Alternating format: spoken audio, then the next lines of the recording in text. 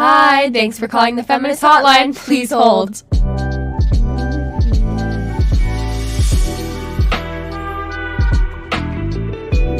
Hi. Welcome back to the Feminist Hotline podcast. I'm Harper. And I'm Dylan.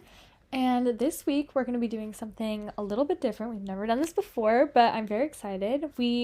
Harper found this beautiful poem that we would love to recite for you and then kind of decipher it and go through the lines and talk about what it means. It's very important. It was in response to how girls, when they talk on the internet, are made fun of by a lot of guys in comment sections, and it's a response to that, especially for teen girls. It's very important. It's a really good poem. It's really well written, and we're super excited for that. You'll love it. Please listen. That, of course. Harper, how is your week? Dylan and I have some really good news. Yes, we do. A podcast we have looked up to forever, called Your Angry Neighborhood Feminist. She's just such an inspiration. We love her and look up to her so much. Her name's Madigan. She's amazing. She gave us a shout out in her best shout out. The most thoughtful shout out too. Like, she said it so beautifully, and I'm just about our podcast. So grateful that she said that, and she just talked about our podcast. That was just amazing. And Dylan, how was your week? Well, I guess we have the same week. It was good, yeah. That's all. Just telling you guys, like, please go listen to that podcast because it's so good, especially their episode on Roe v. Wade. They posted it, like, right after Roe v. Wade happened. After it got overturned. Roe got overturned. And it was such a good episode. Like, they were just having a conversation, but it was so good. I revisit that episode all the time. At the end of it, they're kind of talking about, like, you only live once. Why would you know? It was, like, that changed my way of thinking. Like, it was such a good episode. And so please go listen to that and the whole podcast in general. Yeah. And yeah, let's get straight into it. All right, so now we are going to recite the poem, and then we're going to give our thoughts about it later. And sorry if there's crinkling in the background. We're turning pages of the poem because we don't have it memorized. Yeah, we're not off book yet, so, yes. The poem is called Like Totally Whatever by Melissa Loazado Olivia. In case you haven't realized, it has somehow become necessary for old men to tell me how to speak. They, like, interrupt a conversation that isn't even theirs and are like, speak like you mean it, and like the internet is ruining the English language. And they, like, put my parentheticals, my likes, and ums, and knows on a wait list. Tell them no one would take them seriously in a frilly pink dress or that makeup. Tell them that they have a confidence problem, that they should learn to speak up. Like the hyper-masculine words are always the first to raise their hands. Invisible red pens and college degrees have been making their way into the middle of my sentences. I've been crossing things out every time I take a moment to think. Declarative sentences, so-called, because they declare themselves to be the loudest, truest, most taking up the most space, most totally male sentences, have always told me that being angry has never helped like anybody. Has only gotten in the way of helping them declare more stuff about how they will never be forgotten, like ever. It's like F. Scott Fitzgerald and Ernest Hemingway were geniuses for turning women into question marks. It's like rapes happen all the time on campuses, but as soon as John Krakauer writes about it, suddenly it's like innovative nonfiction and not like something girls are like making up for like attention. And it's like maybe I'm always speaking in question because I'm so used to being cut off. It's like maybe this is a defense mechanism. Maybe everything girls do is evolution of defense mechanism. Like, this is protection. Like, our likes are our knee pads, our ums are our knives that we tuck into our boots at night, our you knows are the best friends we call when we're walking down a dark alley. Like this is how we breathe easier. But I guess feelings never helped anybody. I guess, like, tears never made change. I guess, like, everything girls do is a waste of time. So welcome to the bandwagon of my own uncertainty. Watch as I stick flowers in your punctuation mark guns. Because you can't just challenge authority. You gotta take it to the mall, too. Teach you to do the bend and snap. Paint its nails. Braid its hair. Tell it looks like really good today. And in that moment, before you murder it with all the poison and your, like, softness, you let it know that, like, this moment is like, me using my voice. Okay, so I hope you liked the poem. It is very powerful. It's a very good poem. So now we're going to talk about why in the first place we read it and why it was important. So we read it in the first place because on the media we noticed a lot of men making fun of the way girls talk Yeah, I've seen that happen a lot, and it's just disgusting because it's really not their place at all. And as the poem mentioned, it's kind of, well, it's not their fault in particular, but it's like, I don't know, it's just none of their business, really. yeah, And I don't know, we've seen it in our lives. We've been corrected, not just for saying a fact wrong, but just for the way we talk to say like less or yeah. less or And it's just not okay. And it's not okay just to judge anyone in general, but just the fact that it just wasn't, it's just not their business, you know? and it's caused such a thing in girls' self-confidence in the way they talk, and that's I think why a lot of girls don't talk in class, not specifically that, but they're just not confident in the way they talk. Yeah, I've seen a lot, like, I've heard girls being like, yeah, no, I don't like the way I talk. I don't like how my voice even sounds, which is a Yeah. little bit different, but yeah. All right, and so for this next part, we both chose a couple sections from the poem that we really love, thought they were significant and everything. So, yeah, let's talk about them. Okay, so the first part I wanted to talk about is, and like the internet is ruining the English language. I thought that was important because a lot of old men, when talking about teenagers, and I think specifically teenage girls, are saying they say like too much and think it's the internet. And some parts of it can be, but I also Yeah, really do think it's because women don't have the confidence to say a sentence in a normal way without making it seem smaller. I 100% agree with you. That's a really good point. Like, I don't know, I feel like No, that, for sure. they just need to feel that their sentences can't be too significant, can't be too out there. For like when you're asking something, you just I don't even know. It's Yeah, yeah. All right, so a part that I chose was it's like maybe I'm always speaking in question because I'm so used to being cut off. It's like maybe this is defense mechanism. Maybe everything girls do is evolution of defense mechanism. I thought that was just a really cool and interesting point that I've never really thought of before. Just how like this is us kind of protecting ourselves and just trying kind of as Harper was talking about in the first the sentence. first sentence. Yeah, the first sentence. And yeah, I thought that was a really interesting part as well. Yeah, I think we definitely use words that don't really need to be in the sentences to cover up what we're trying to say, Yeah.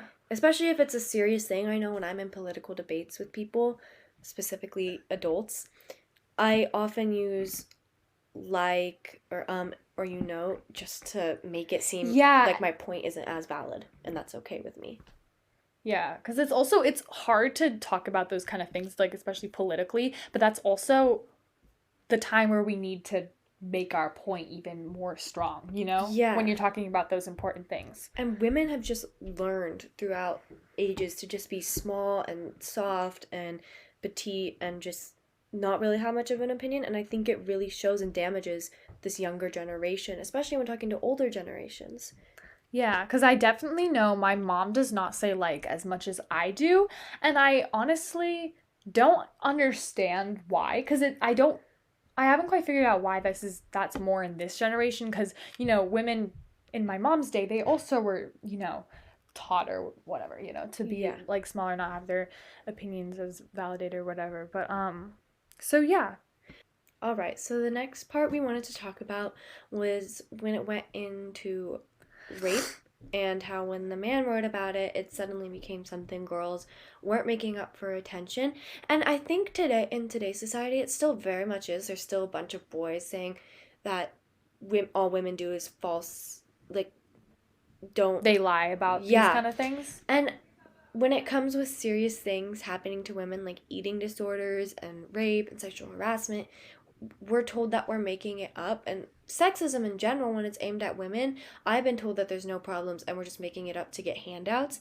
And it's like, why would we want to do that? Why would we want to make a bigger problem for ourselves? Like, also, admitting that you were raped is not a light thing. It's not at We all. don't, well, not we, oh my God. Women don't do it for fun, for attention. That's not what we do it for. We do it because it was a serious problem that happened in our lives, a really traumatizing thing that needs to be talked about. And And sorry. no, I was done. And it doesn't get you it's not like, oh my god, you're raped, we're gonna have a party about it. It gets you really negative attention, and it can put you in a lot of fear if the person you accuse is let out with no jail time. Like, it's a scary thing. Why would anybody make that up? But I think it's just important to talk about because it's just a lot of girls' problems until a man talks about it are looked at like we're doing it for attention, and we're really not. And I think the poem really made that a good point. Yeah, and so the last point that we wanted, or one of my points, is the part where she says, like, this is protection, like our likes, our knee pads, our are the knives we tuck into our boots at night, our you knows are the best friends we call when we're walking down a dark alley, like this is how we breathe easier.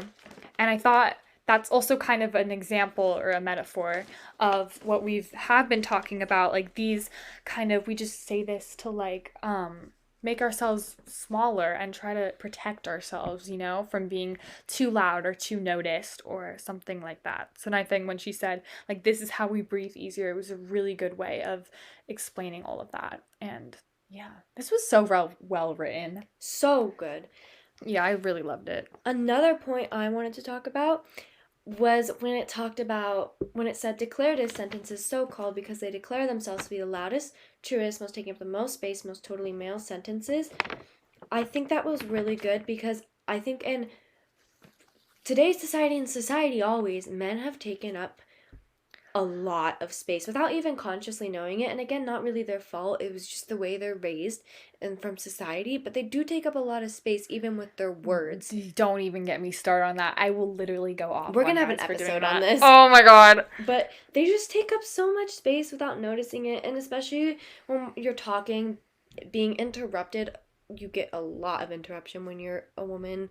I would say for sure. I get interrupted so many times by boys and by girls too, but much more by boys because they just feel like it's their right, and they probably don't consciously know that they're doing this, but you know what I mean. Yeah, and I think when she also said in this, when she said, have always told me that being angry has never helped like anybody, I think that was a good point because when women get angry about issues like rape and abortion and all that, they're called crazy and just looked at as these crazy psychotic beings, and it's not going to help anybody. And whenever women have any other emotion besides being happy and quiet and small, it's like, I don't know, we're just looked at as this totally different being. Like, yeah, that's why I think it's really cool that she ended it with just, you know, like it's like you know, me using my voice. Yeah, because women don't get to do that openly and freely. We can't exist as our full selves without being looked at as, I don't know, masculine. And also, yeah, and also just no matter what a girl says, even if it is just like soft or whatever, like women just can't win in that way. Like we're always going to be judged. There's nothing that we can do that's right. And sorry for the background that's kind of noise. Oh my god, right. Sorry. So sorry about that, but yes, our point stands. This poem is amazing. Go read it on your own time as well and kind of break it down and stuff. We've read this so many times. I know. The first time I read it, I was kind of confused. I wasn't confused. There was just a lot going on, but once you read it over and over and be able to understand the meaning, it's become so powerful. I know, and it's not just like something about how girls speak. It's like so much more deeper than that. Yeah. And me and Harper are very aware. We both say like and you know, she just said it. I was listening to an episode the other day. She just ended a sentence in question too. Oh, we always do that. Oh my god, this has become, I don't even realize. It's just become a habit. How we talk. All right, that is the end of this week's episode. I hope you guys enjoyed. Yeah. Also, we had someone commented on one of our episodes asking what our email was, and me and Harper thought this was so funny because in the first 3 episodes that we posted, all we talked about in the conclusion was our email. We were like, email us. And so we thought it was so funny how someone was asking for our email, but we thought we were annoying. Yeah, we thought we were like, all right, we've said it 3 times now. So many times. We're done. We're never saying our email again. Here we are. But it's the feminist hotline podcast at gmail.com. Email us for anything. The feminist hotline podcast at gmail.com. We should have that in our description on Spotify. Please email us to have a conversation with us. We love talking with people. I know. So please. We're kind of, we're talkative. Thank you for listening. I really hope you found this inspirational or educational. I hope you go read the poem. Yeah. It's such a good poem. It was really nice to have a sit-down episode where we kind of just talk about stuff. And yeah, I hope you guys enjoyed. All right. Love you. See you next time. Bye. Bye.